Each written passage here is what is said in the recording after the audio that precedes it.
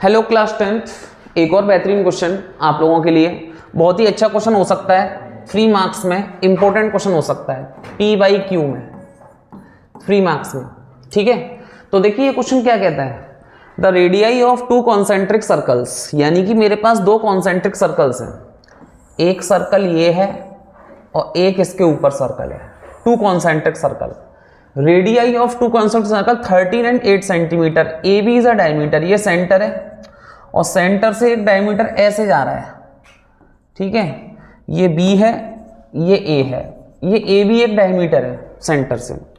अब क्या बोल रहा है कि BD is a tangent to a smaller circle, यानी कि BD एक टेंजेंट है स्मॉलर सर्कल से, ये ऐसे करके, यहां पे D आ रहा है। BD एक टेंजेंट है स्मॉलर सर्कल से, स्मॉलर का मतलब ये छोटा वाला सर्कल दिख रहा होगा आपको, टचिंग एट D, तो जो D पे टच हो रहा है, जो किस पे टच हो रहा है, D पे टच हो रहा है, वो 90 डिग्री बनाएगा। सेंटर से अगर हम किसी कॉर्ड पर रखते हैं तो वो 90 डिग्री बनाता है और बाइसेक्ट करता है, यानी कि ये पॉइंट में आपको E ले लेता हूं और इसे मैं ज्वाइन कर लेता हूं, इसे क्या कर लेता हूं, ज्वाइन। तो इससे मेरे को क्या हो जाएगा कि O is the mid point of AB का मिड पॉइंट क्या है, O, ठीक है, और D is the mid point of BE, D is the mid point of BE। आपको BE का जो मिड पॉइंट है, BE का, वो D मिड पॉइंट है, ठीक है ना। B एक टेंजेंट है, उसका D मिड पॉइंट क्यों हुआ, क्योंकि क्लास 9 से थ्योरम कहती है कि अगर किसी भी सेंटर से अगर हम इसे परपेंडिकुलर रखें तो वो BD is equal to DE equal होता है। BD is equal to DE क्या होता है, इक्वल होता है। ठीक है, अब जरा देखिएगा इसमें कि BD टच कर रहा है और E तक टच कर रहा है। Find the length of AD, आपको AD की लेंथ निकालनी है, ये आपको ये वाली लेंथ निकालनी, ये वाली लेंथ नहीं, आपको ये वाली लेंथ निकालनी है AD की, ये A से लेकर D तक की आपको लेंथ निकालनी है। इस तरह से क्वेश्चन आपका इंपॉर्टेंट होने वाला है। तो देखो इस क्वेश्चन में मैं आपको क्या करने वाला हूं, तो जरा मैं रेडियस लिख लेता हूं। देखो यहां पर लिखा हुआ है the radii of two concentric circles, 8 तो स्मॉलर सर्कल की रेडियस है, O से लेके D तक 8 होगी, 8 सेंटीमीटर, और O से लेके A तक या O से लेके B तक पूरी ये लाइन, O से लेके B तक पूरी लाइन आपकी रेडियस कितनी हो जाएगी, 13 सेंटीमीटर, 13 सेंटीमीटर। ठीक है, तो देखो इस क्वेश्चन को करने का तरीका क्या करेंगे कि O तो हमारे पास मिड पॉइंट हो गया और D मेरे पास मिड पॉइंट हो गया BE का। ठीक है, तो याद करिएगा क्लास 9 में मिड पॉइंट थ्योरम को, तो मिड पॉइंट थ्योरम को याद करिएगा इन ट्रायंगल ABE, तो इसमें आइएगा इन ट्रायंगल ABE। ठीक है, इसमें मैं लगाने वाला हूं using mid point theorem. Mid point theorem क्या कहती है कि मिड पॉइंट थ्योरम ये कहती है कि अगर कोई साइड, अगर दो साइड, अगर ये वाली साइड थर्ड साइड के पैरेलल हो, ठीक है, ये वाली ये इसके पैरेलल हो, अब मैं इसे पैरेलल मान ले तो, ठीक है, तो ये इसके अगर पैरेलल हो, देखो तो ये दो मिड पॉइंट है, आप लोग बहुत अच्छे से जानते हो मिड पॉइंट थ्योरम क्या कहती है, अगर किसी ट्रायंगल के दो मिड पॉइंट हो तो उसकी तीसरी साइड पैरेलल और हाफ होती है। तो देखिएगा यहां पर O and D, O is the mid point of, O किसका मिड पॉइंट है, मैंने ऊपर लिख रखा है वैसे, O is mid point of AB, AB का है, और D किसका मिड पॉइंट है, क्योंकि ये BD और DE इक्वल होगा, तो D किसका मिड पॉइंट है, D is mid point of BE, BE का मिड पॉइंट है, यानी कि दो साइड से मिड पॉइंट है। तो आपको क्या कहती है mid point theorem, mid point theorem कहती है कि देखना जरा इसे अच्छे से, मिड पॉइंट थ्योरम कहती है कि OD is parallel to AE, OD ये वाली जो साइड है ये थर्ड साइड के पैरेलल होती है। अगर दो साइड से मिड पॉइंट होता है तो थर्ड साइड के ये वाली जो मिड पॉइंट वाली लाइन होती है वो पैरेलल होती है, ये मिड पॉइंट थ्योरम कहती है। और OD is equals to half of AE, OD half of AE के भी हो जाएगी। ठीक है, अब आपके पास OD कितना है, OD आपके पास 8 है, ठीक है, हाफ ऑफ AE, तो 2 का मल्टीप्लाई करा दो तो 16 आ गई वैल्यू AE की। ए की वैल्यू कितनी आ गई 16। ठीक है, तो हमने यहां से ए की वैल्यू निकाल ली, ए की वैल्यू आपकी आ गई 16 सेंटीमीटर। ठीक है बच्चों, चलिए ए की वैल्यू आ गई। अगर हमें कैसे भी डी मिल जाए और ए ही आपका परपेंडिकुलर बना रहा है, देखना जरा ऐसे करके, अगर हमें डी मिल जाए और ए की वैल्यू आ गई तो ए डी पे हम पाइथागोरस लगा के ए डी की वैल्यू निकाल लेंगे। ए डी की वैल्यू चाहिए तो डी किसके इक्वल है, बी डी के इक्वल है, तो हम यहां से ओ बी डी में पाइथागोरस लगा के बी डी की वैल्यू निकाल लेंगे। जो बी डी की वैल्यू होगी वो डी की वैल्यू होगी। ठीक है नहीं, ठीक है। चलिए, तो in triangle O B D using Pythagoras theorem, Pythagoras theorem, देखिएगा तो ये क्या हो जाएगा, आपके पास हो जाएगा O B square is equals to O D square plus का बी डी स्क्वायर। ठीक है, ओ बी कितना है आपके पास 13 यानी कि 169, और ओ डी कितना है आपके पास 8 का स्क्वायर यानी कि 64 प्लस बी डी स्क्वायर। 64 को मैं इधर ले आऊं तो 169 माइनस का 64 is equals to B D square. तो 169 में से 64 गया, कितना बचा 105। 105 आपका अंडर रूट में मिलेगा बी डी की वैल्यू, क्योंकि 105 किसी का वो नहीं होता अंडर रूट, तो आपको अंडर रूट में बी डी की वैल्यू मिल गई। अब मैंने आपको क्या बताया था, थोड़ा सा ऊपर कर रहा हूं, मैंने आपको क्या बोला था कि जो बी डी होगा वो डी ही होगा, यानी कि दोनों की वैल्यू कितनी हो जाएगी 105। क्यों हो जाएगी, क्योंकि D is the mid point of B, B का मिड पॉइंट क्या है D, तो दोनों साइड इक्वल है, बाइसेक्ट भी करती है क्लास 9th की थ्योरम से। अब हम कुछ नहीं करेंगे, अब हम इस वाले ट्रायंगल में हमें AD की लेंथ निकालनी है, तो इन ट्रायंगल ADE, तो इन ट्रायंगल ADE इसमें पाइथागोरस लगा लेंगे। ठीक है, ADE में पाइथागोरस, तो 90 के सामने क्या होता है AD square is equals to AE square plus का डी स्क्वायर। अब यहां से ए की वैल्यू कितनी है, ए की वैल्यू 16 है, यहां से निकाली थी हमने, तो 16 का स्क्वायर प्लस डीई, डीई की वैल्यू कितनी है, डीई की वैल्यू जो बीडी की वैल्यू अभी निकाली है 105 का स्क्वायर, और एडी आपके पास आराम से मिल जाएगी बच्चों। बहुत इजी क्वेश्चन है ये। 16 का स्क्वायर कितना होता है 256। ये क्वेश्चन आ सकता है सीबीएसई में। ठीक है, अच्छा क्वेश्चन है, एग्जाम में आ सकता है, बहुत अच्छे से आप लोग कर लेना। और ये इससे कैंसिल हो गया तो 105, तो एडी स्क्वायर, तो 256 और 105 कितने होते हैं 361, और 361 किसका होता है स्क्वायर 19 का।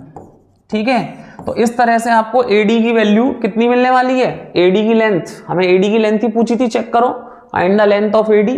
तो एडी की लेंथ हमारे पास 19 सेंटीमीटर निकल गई है। अगर आपको किसी भी चीज में कोई डाउट हो तो प्लीज कमेंट करके मैं पूछेगा, अच्छा क्वेश्चन हो सकता है सीबीएसई के लिए। देखिए एक और अच्छा इंपॉर्टेंट क्वेश्चन देखते हैं कि हमें ये है, ये 3 मार्क्स में आने लायक क्वेश्चन है ये।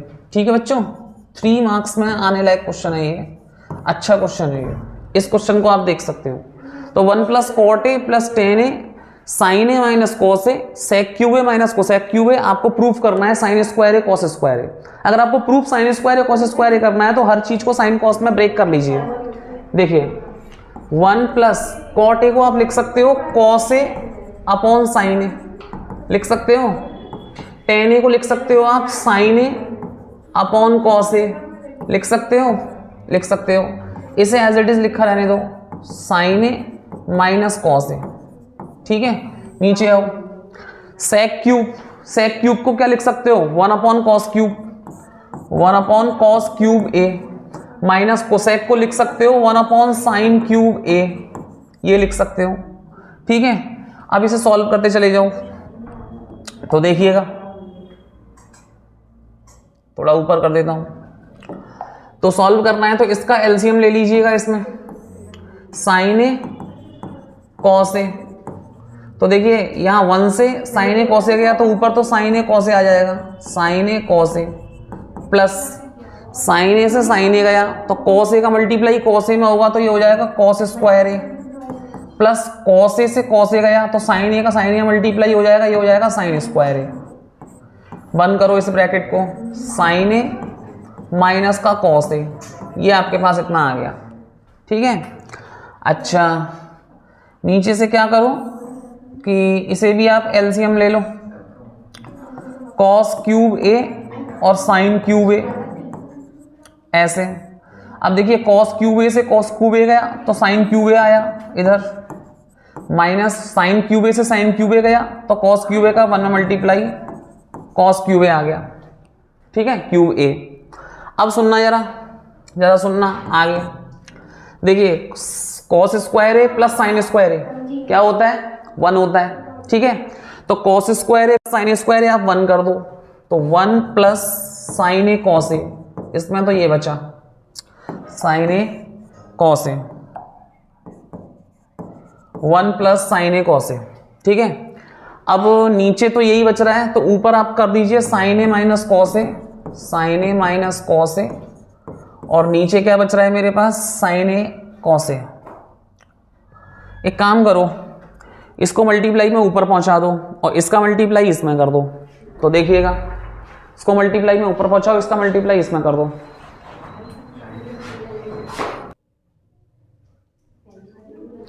तो देखिए इसका मल्टीप्लाई ऊपर किया, इसका मल्टीप्लाई इधर किया, देखना जरा ये क्या हो सकता है। अब यहां से तो देखिए इसे तो एज इट इज लिख लो, इसमें हम आइडेंटिटीज लगा लेंगे, A cube minus B cube की। A cube minus B cube की आइडेंटिटीज जानते हो, A cube minus B cube की आइडेंटिटीज होती है ए माइनस बी ब्रैकेट में A square plus B square plus का ए बी। ये वाली आइडेंटिटीज हम यूज करने वाले हैं, ठीक है।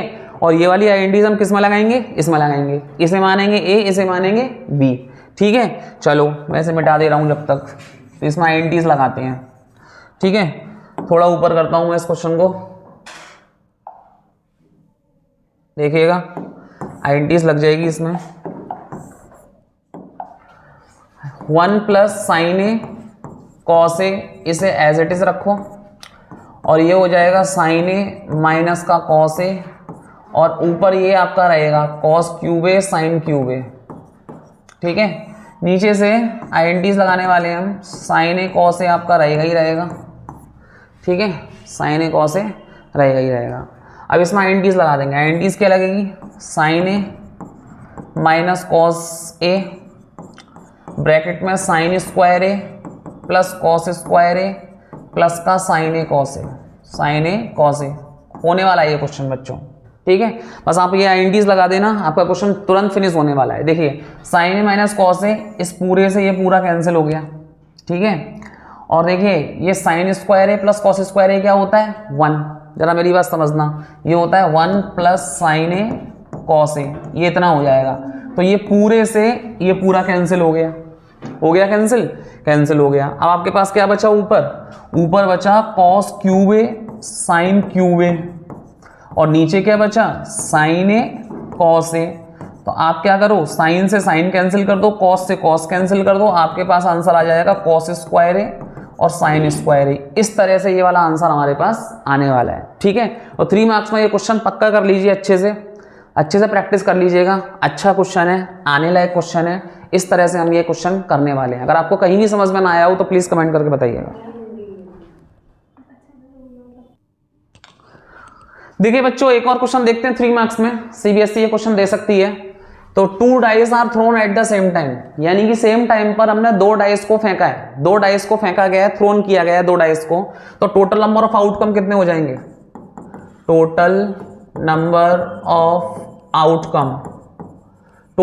आउटकम 36 हो जाएंगे, क्योंकि 2 डाइस को हमने लगातार फेंका है एक ही टाइम पर, यानी कि 1 1 1 2 1 3 1 4 1 5 1 6 ऐसे करके 6 तक लाइन बनाएंगे, 6 6 तक, ठीक है। तो टोटल नंबर ऑफ आउटकम 36 होते हैं।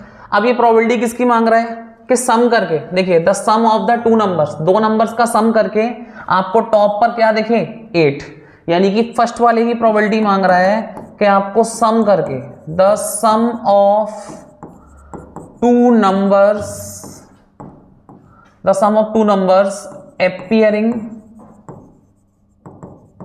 on the top dice, on the top of the dice is 8। आपको दोनों का सम करके 8 दिखे। अब देखो 8 कैसे दिख सकता है, एक तो आपके पास आ सकता है 6,2, एक आ सकता है 2,6, एक आ सकता है 5,3, एक आ सकता है 3,5, और क्या आ सकता है आपके पास एक और 8 करके 4,4, और कुछ 8 करके आ सकता है, और कुछ 8 करके आ सकता है। 5 की लाइन में कंप्लीट हो गया, 2 की लाइन में कंप्लीट हो गया, 6 की लाइन में कंप्लीट हो गया, 4 की लाइन में कंप्लीट हो गया, और कैसे कर करके प्लस करके 8 नहीं आएगा, और 3 की लाइन में भी कंप्लीट हो गया। तो आपके पास कितने नंबर हो गए फेवरेबल? 1 2 3 4 5। तो 5 नंबर आपके हो गए फेवरेबल आउटकम। देखिएगा जरा, तो फर्स्ट की प्रोबेबिलिटी क्या मांगी थी? Getting the number the sum of 8, ठीक है। appearing, आप लिख दो appearing the sum of 8, the sum of 8, the sum of two numbers is 8। तो इसकी प्रोबेबिलिटी क्या हो जाएगी? कितने फेवरेबल आउटकम है? 1 2 3 4 5, तो 5/36, ठीक है, इजी। तो 1 मार्क्स आपका यहाँ पे कवर हो गया, 1 मार्क यहाँ कवर हो गया।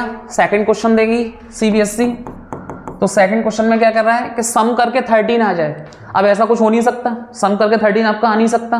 क्यों नहीं आ सकता? क्योंकि इस लास्ट जो होता है, लास्ट ऑर्डर होता है वो 6,6 तक होता है, और 6,6 का प्लस करोगे तो 12 होता है। तो यहाँ पर आपका क्या आ जाएगा आंसर? 0, ठीक है ना, सेकंड वाले में। तो सेकंड 2 मार्क्स यहाँ, 1 मार्क्स यहाँ कवर हो गया।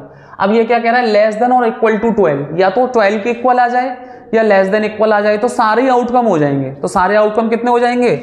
तो प्रोबेबिलिटी ऑफ लेस देन और इक्वल टू 12, तो सारे आउटकम कितने हो जाएंगे? 36/36। इससे ये गया तो 1, तो इसकी प्रोबेबिलिटी कितनी हो जाएगी? 1। तो 3 मार्क्स में ये क्वेश्चन आ सकता है, 3 मार्क्स में इस क्वेश्चन को देख सकते हैं। देखिए एक और क्वेश्चन, बहुत ही अच्छा क्वेश्चन है, प्यारा क्वेश्चन है, 3 मार्क्स में आने लायक क्वेश्चन है। देखिए ये क्वेश्चन कैसे होने वाला है। From a pack of 52 playing cards, यानी कि 52 प्लेइंग कार्ड्स का पूरा पैक है, जिसमें से जैक्स, क्वीन, किंग्स और aces of red colour card are removed. यानी कि जैक्स का रेड कलर कार्ड, क्वींस का रेड कलर कार्ड, एसेस का रेड कलर कार्ड को हटा दिया गया है। ये सब हटा दिए गए हैं, ठीक है ना। तो jacks, queens, kings and aces, तो रेड कलर और ब्लैक कलर। मैं आपको बताऊं कि रेड कलर कितने होते हैं? 26 कार्ड होते हैं, और ब्लैक कलर कितने होते हैं? 26 कार्ड्स होते हैं, ठीक है। तो रेड कलर के मेरे पास कितने कार्ड्स होते हैं? 26। ब्लैक कलर के मेरे पास कितने कार्ड्स होते हैं? 26। तो देखिए जो जैक्स होता है ना, जैक्स 2 इसमें होता है और 2 ब्लैक में होता है।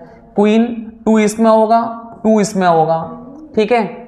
और एसेस, किंग्स, 2 किंग्स रेड में होंगे तो 2 किंग्स ब्लैक में होंगे, और एसेस 2 किंग्स एस में होंगे तो 2 किंग्स ब्लैक में होंगे।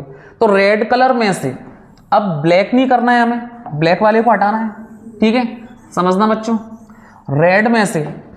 रेड कलर में से 2 2 2 2, यानी कि टोटल हो गए 8 कार्ड।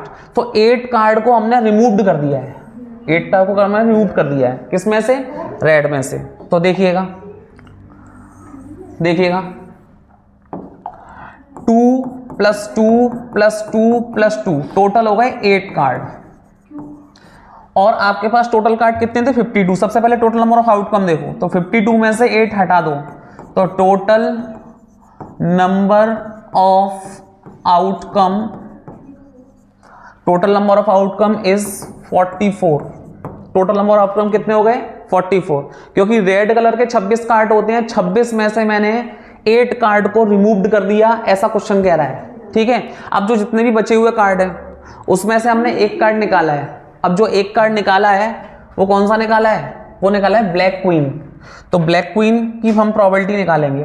देखिएगा फर्स्ट वाला, probability of getting a black queen. तो ब्लैक क्वीन की प्रोबेबिलिटी क्या होगी?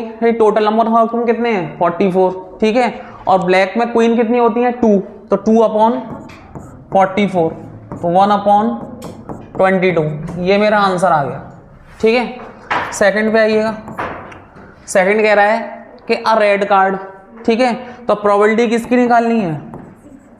रेड कार्ड की, getting a red card, red card. अब तुम लोग जानते हो कि रेड कार्ड कितने होते हैं, 26। 26 में से फेवरेबल नंबर हो जाएंगे 8 घटा दो, और टोटल नंबर कितने हैं 44। तो देखिए 26 में से 8 गए तो कितने बचे 18, 18 अपॉन 44, तो 2 से गया 9 और 2 से गया 22, 9 अपॉन 22। ठीक है, अब थर्ड की आओ, थर्ड की बोल रहा है अ 10, तो प्रोबेबिलिटी ऑफ अ 10, 10, तो 10 होते हैं आपके पास 4, सब में एक एक होता है। ठीक है ना, 10 कार्ड वो होते हैं जिसमें सब में एक एक होता है, स्पेड में, क्लब में, हार्ट में, डायमंड में। ठीक है, तो 4 हो गए, तो 4 अपॉन 44, टोटल नंबर कितने हैं 44, तो 4 बन जा 4 11, तो आपके पास 1 अपॉन 11 ये वाली प्रोबेबिलिटी आ चुकी है। ठीक है, तो इस तरह से हम 3 प्रोबेबिलिटी निकाल चुके हैं। 3 मार्क्स में क्वेश्चन है, आने लायक क्वेश्चन है, अच्छा क्वेश्चन है, बने रहिए आप लोग, बराबर से देखते रहिए। ठीक है, एक और 2 मार्क्स का क्वेश्चन देखते हैं। देखिए 2 मार्क्स में आने लायक क्वेश्चन है, इजी क्वेश्चन है, अच्छा क्वेश्चन है। आप लोग इस क्वेश्चन को कैसे कर सकते हैं, देखिए हमारे पास एक वैल्यू निकालनी है पी की, जो सिस्टम ऑफ लीनियर इक्वेशन है, लीनियर इक्वेशन का जो सिस्टम है वो पैरेलल लाइंस वाला है, और पैरेलल लाइंस वाला जब सिस्टम होता है तो आप लोग बहुत अच्छे से जानते हो a1 upon a2, b1 upon b2 is not equal to c1 upon c2। ये आपके पास पैरेलल लाइंस वाला सिस्टम होता है। ठीक है, ये आपने पढ़ रखा होगा, पैरेलल लाइंस वाला सिस्टम ये होता है। ठीक है, अब हमारे पास a1 b1 c1 क्या है और a2 b2 c2 क्या है, तो मैं यहाँ से दिखाता हूँ कि a1 क्या हो जाएगा, x का कोफिशिएंट -1, b1 क्या हो जाएगा, y का कोफिशिएंट p, c1 क्या हो जाएगा 1।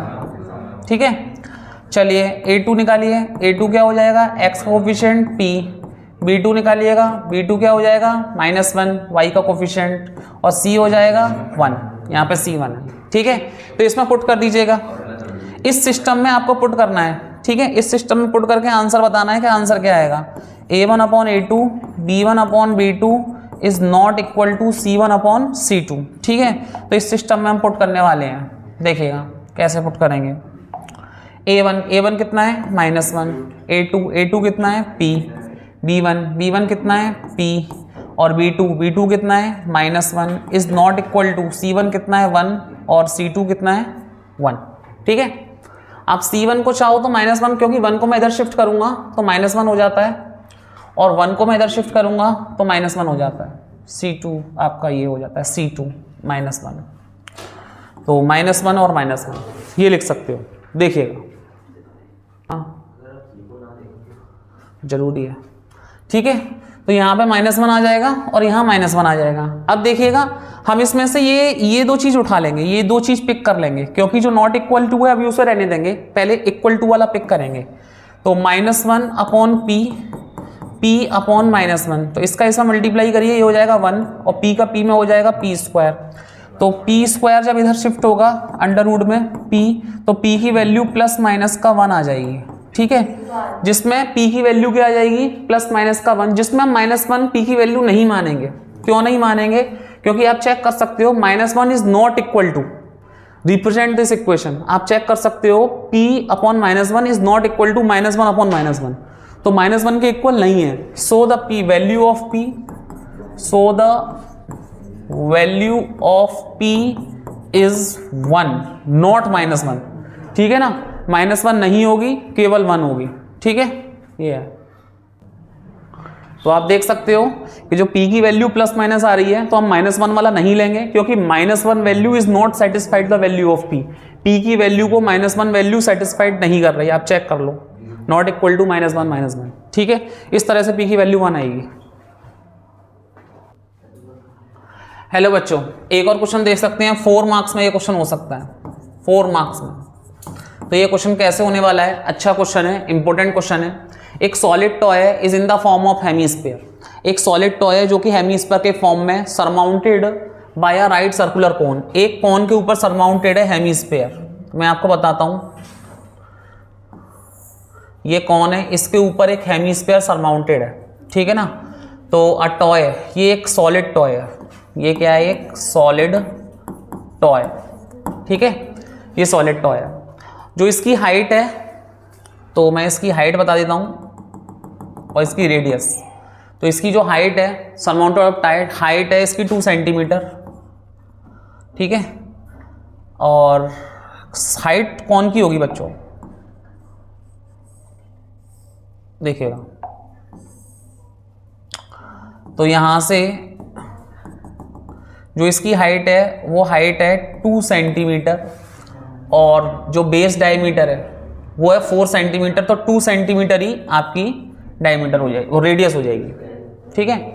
If a right circular cylinder circumscribing the toy, यानी कि एक सिलेंडर है, एक सिलेंडर है, ये सिलेंडर है, ठीक है, ये सिलेंडर है, राइट सर्कुलर सिलेंडर, ठीक है। तो ये सिलेंडर है, इसके अंदर इस टॉय को उठा के रख दिया गया है इसके अंदर, क्योंकि सिलेंडर सर्कमस्क्राइब है, ठीक है। सिलेंडर क्या है आपके पास, सर्कमस्क्राइब। तो इस टॉय को उठा के ऐसे इसके अंदर रख दिया गया है, ऐसे, इसका हेमीस्फेरिकल टॉप है इसके अंदर, ठीक है। तो सिलेंडर सर्कमस्क्राइब है। आपको डिफरेंस बताना है वॉल्यूम ऑफ सिलेंडर और वॉल्यूम ऑफ टॉय।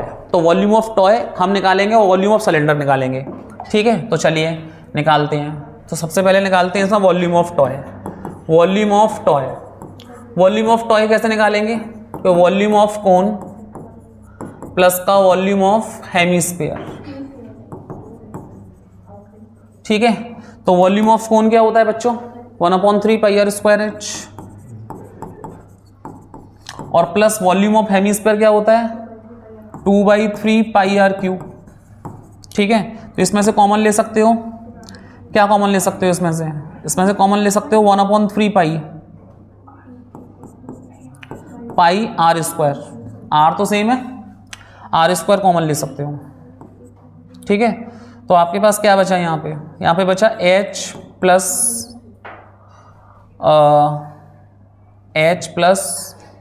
2 r, ये बचा, ठीक है। तो इतना बचा।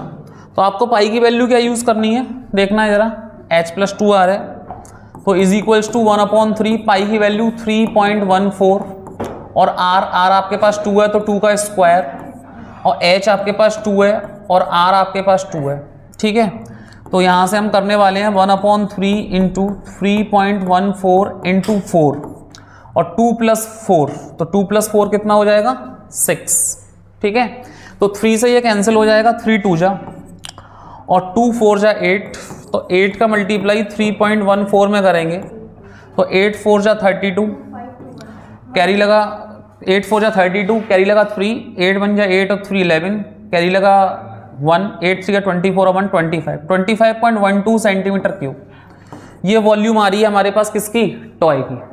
ये वॉल्यूम किसकी आ रही है, टॉय की। अब हम बात करते हैं, तो वॉल्यूम ऑफ टॉय आपके पास आ गया है बच्चों, वॉल्यूम ऑफ टॉय आपके पास कितना आया 25.12। अब जरा ध्यान देना, सिलेंडर की हाइट क्या होगी, देखना जरा इस क्वेश्चन को, देखो ये सिलेंडर है, यहां से लेके यहां तक इतना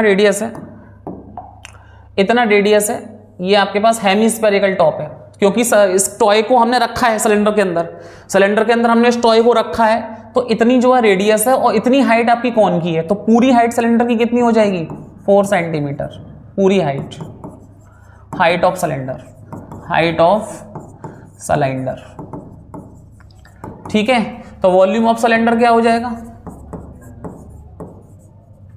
वॉल्यूम ऑफ सिलेंडर हो जाएगा बच्चों πr²h, पाई की वैल्यू कितनी रखनी है 3.14, r², r कितना है 2, तो 2 का स्क्वायर हो जाएगा, और हाइट कितनी रखनी है 4, तो 3.14 इंटू 4 ये हो जाएगा 16, तो 16 का मल्टीप्लाई 3.14 में कर लीजिए, तो 16 4 जा 64, कैरी लगा 6, 16 1 जा 6, 16 1 जा 16, 16 और 6 22, कैरी लगा 2, 16 3 जा 48 और 2 50, तो 2 के बाद पॉइंट है 50.24 सेंटीमीटर क्यूब। ये मेरे पास सिलेंडर की वॉल्यूम आ गई, ठीक है।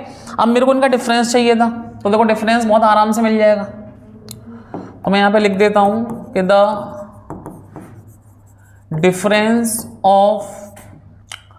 डिफरेंस ऑफ सिलेंडर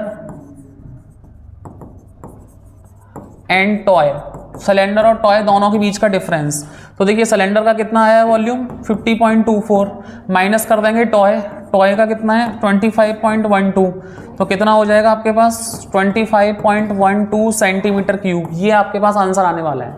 इस तरह से 4 मार्क्स का क्वेश्चन होने वाला है, ठीक है ना। चलिए।